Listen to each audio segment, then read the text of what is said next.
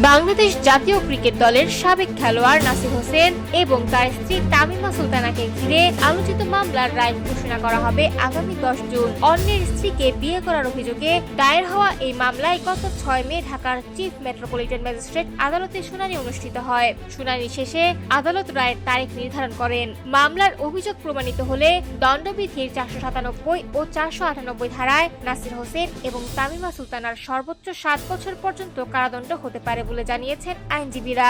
শুনানিতে বাদীপক্ষ উভয়ের সর্বোচ্চ শাস্তি দাবি করে যুক্তি উপস্থাপন করেন। অন্যদিকে বিবাদী পক্ষ নিজেদের সম্পূর্ণ নির্দোষ দাবি করে অভিযোগকে ভিত্তিহীন বলে উল্লেখ করেন। মামলার সূত্রে জানা যায় 2021 সালের 14 ফেব্রুয়ারি রাজধানীর উত্তরার একটি রেস্তোরাঁয় নাসির হোসেন ও তামিমা সুলতানার বিয়ে সম্পন্ন হয়। তবে এর মাত্র 10 দিন পর 24 ফেব্রুয়ারি তামিমার সাবেক স্বামী রাকিব হাসান আদালতে মামলা করেন। তার অভিযোগ, আইনিভাবে বিচ্ছেদ সম্পন্ন হওয়ার আগেই তামিমা নতুন করে বিয়ে করেছেন নাসির হোসেনকে। পরবর্তীতে পুলিশ ব্যুরো অফ ইনভেস্টিগেশন তদন্ত করে 2021 সালের 30 সেপ্টেম্বর আদালতে প্রতিবেদন জমা দেয়। সেই প্রতিবেদনের ভিত্তিতে 2022 সালের 7 ফেব্রুয়ারি নাসির ও তামিমার বিরুদ্ধে অভিযোগ গঠন করা হয় এবং আনুষ্ঠানিকভাবে মামলার বিচার শুরু হয়। আইনজীবী পক্ষের মতে দণ্ডবিধির 497 ধারায় সম্মতি সাপেক্ষে অন্যের স্ত্রীর সঙ্গে সম্পর্ক স্থাপনকে ব্যভিচার হিসেবে গণ্য করা হয়, যার শাস্তি সর্বোচ্চ 5 বছর কারাদণ্ড।